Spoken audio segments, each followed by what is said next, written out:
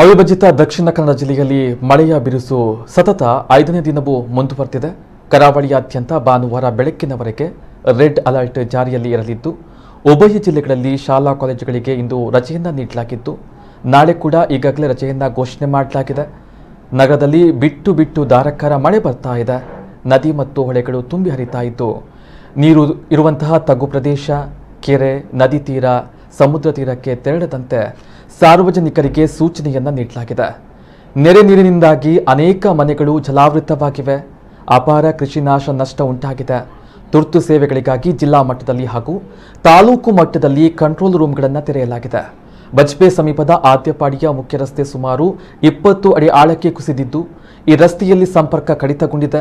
ಮಂಗಳೂರು ತಾಲೂಕಿನ ಗುರುಪುರ ಬಳಿ ರಾಷ್ಟ್ರೀಯ ಹೆದ್ದಾರಿ 169ರಲ್ಲಿ ಮಳೆಯಿಂದಾಗಿ ಗುಡ್ಡ ಕುಸಿತವಾಗಿದ್ದರಿಂದ ಏಕಮುಖ ಸಂಚಾರಕ್ಕೆ ವ್ಯವಸ್ಥೆಯನ್ನ ಮಾಡಲಾಗಿದೆ. ಪಡಿಲ್ ಕಣ್ಣೂರು ಸಮೀಪದ ಬಳ್ಳೂರು ಗುಡ್ಡೆ ಎಂಬಲ್ಲಿ ಅಬ್ದುಲ್ ರಹೀಮಾನ್ ಅವರ ಮನೆಯ ಪಕ್ಕದ ಗುಡ್ಡ ಕುಸಿದು 7ಕ್ಕೂ ಅಧಿಕ ಮನೆಗಳು ಅಪಾಯದ ಅಂಚಿನಲ್ಲಿ ಇವೆ. ಇಲ್ಲಿನ 5 ಮನೆಗಳ ಜನರನ್ನ ಸ್ಥಳಾಂತರ ಮಾಡಲಾಗಿದೆ. ಮಂಗಳೂರಿನ ಕೊಡಿಯಲ್ಗುತ್ತು ಬಳಿ ಮರವೊಂದು ಉರುಳಿ ಬಿದ್ದು ಮನೆಯೊಂದಕ್ಕೆ ಸ್ವಲ್ಪ ಹಾನಿಯಾಗಿದೆ ಹಾಗೂ ರಸ್ತೆಯಲ್ಲಿ ಕೆಲವು ಹೊತ್ತು ಸಂಚಾರ ಅಸ್ತವ್ಯಸ್ತಗೊಂಡಿತ್ತು. ಮೆಸ್ಕಾಂ ಸಿಬ್ಬಂದಿ ತೆರವು ಕಾರ್ಯಾಚರಣೆಯನ್ನ ನಡೆಸಿದ್ರು.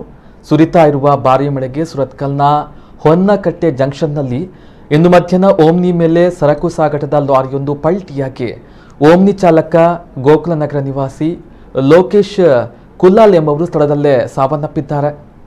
ಲಾರಿಯನ್ನ ಕ್ರೇನ್ ಮೂಲಕ ಎತ್ತಿ ಓಮ್ನಿ ಚಾಲಕನನ್ನ ಆಸ್ಪತ್ರೆಗೆ ದಾಖಲಿಸಿ ಬದುಕಿಸಲು ಪ್ರಯತ್ನವನ್ನ ಮಾಡಿದ್ರೂ ಕೂಡ ಚಿಕಿತ್ಸೆ ಫಲಕಾರಿಯಾಗದೆ ಅವರು ಸಾವನ್ನಪ್ಪಿದ್ದಾರೆ. ಸಂಚಾರಿ ಪೊಲೀಸರು ಪ್ರಕರಣವನ್ನು ದಾಖಲು ಮಾಡಿಕೊಂಡಿದ್ದಾರೆ.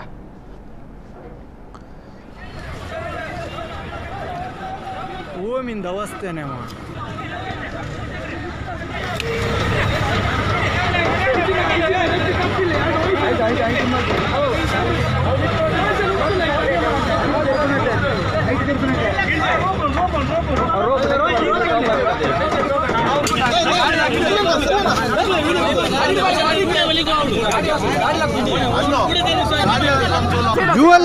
ಜುವೆಲ್ಲರದನ್ನ ತುಲೆ ತುಲೆ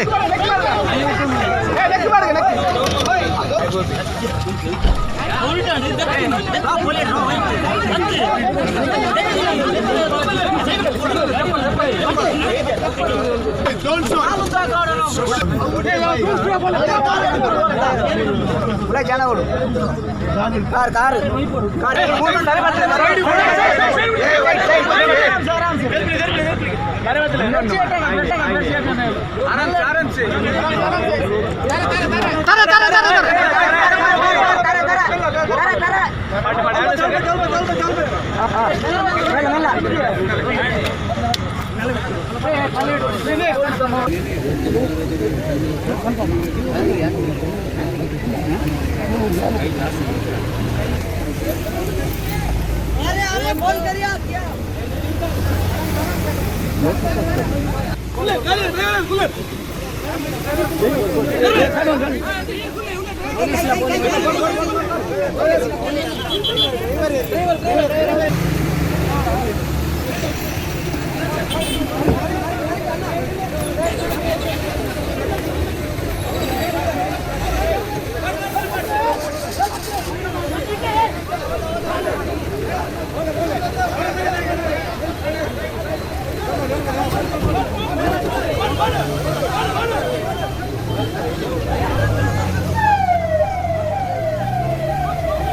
ఆయన కొంతేరు అక్కడ దాట ఆయన ఎత్తి నువ్వు గడిపిస్తూ వచ్చి